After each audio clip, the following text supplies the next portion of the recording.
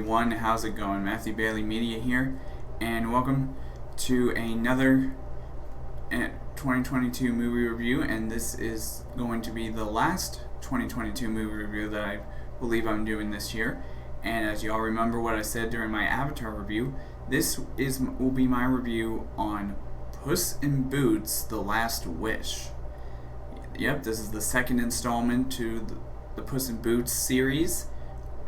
And the sixth installment overall to the Shrek franchise.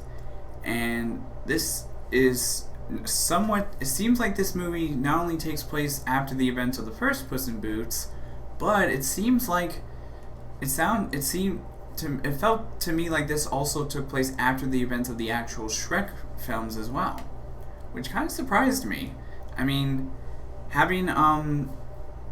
because there's a lot of different cameos in this movie that made it seem like it took place after the events of the Shrek films, because we see a lot of cameos from past Shrek characters that he only met in the Shrek films. So that's an interesting situation, and the animation style has actually changed since the last Puss in Boots movie, and I gotta say, it's kind of better in my opinion. And I'm curious of how they're going to continue with the Shrek franchise after this. And, because it sounds like there is going to be a Shrek 5/small reboot kind of situation. Not sure if it's a full-on reboot or if it's a revival to the franchise. Because I kind of want to see how that goes. And like I said, we had another DreamWorks film that came out earlier this year, which was The Bad Guys. Check out that review of mine. But Puss in Boots: The Last Wish, I gotta say, is like one of the best DreamWorks and animated films I've ever seen so far this year.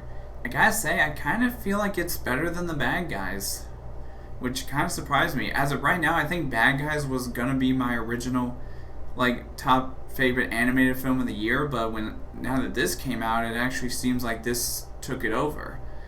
And I gotta say, I did not think I was going to enjoy this movie, and it is weird. But I will say, though, that, like I said, Antonio Banderas as Puss in Boots is iconic. I mean, he's played the character for so many years, and I tell you, Antonio Banderas is a guy who's getting old. I mean, sure, it's been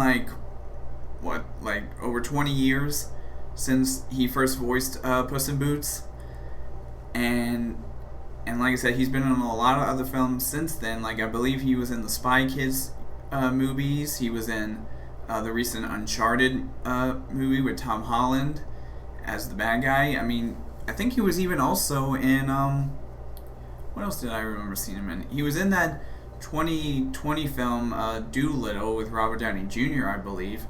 But I didn't like that film. But like I said, this is one of those films that kind of brings us back to the style of how animated movies are supposed to be in theaters, and how well they do. And it was good on DreamWorks' part to release this movie during the holiday season, just like they did with Sing 2 last year, which made it end up having a lot of money. And it does sound like this movie's going to do well for its opening weekend for Christmas. And it sounds like it may even do better than the first movie did for Puss in Boots on its opening weekend. But I will say, though, this was a good way to end off the year when it comes to the last movie I see of 2022. And I highly recommend seeing this if you're a young kid, or if you're a young adult like me who loved the Shrek films growing up. This is something you would really enjoy. It's on par with the first two Shrek movies, which were the best ones of the whole franchise, in my opinion, and this one kind of falls right in the same place as them. But anyways, let me give you my rating of the movie. So for my rating of Puss in Boots: The Last Wish, again, I thought it was a good film to end off the year. It was a good DreamWorks film, a lot as good as The Bad Guys was. I'm gonna have to give this movie a 4.5 out of 5. Yep, 4.5 out of 5. It is a decent number. I can't believe I'm actually giving an animated film that rating. I think all the other animated films I've done this year have mainly gotten as high as 4 out of 5, I think. So this will be the first animated film to get a 4.5 out of 5.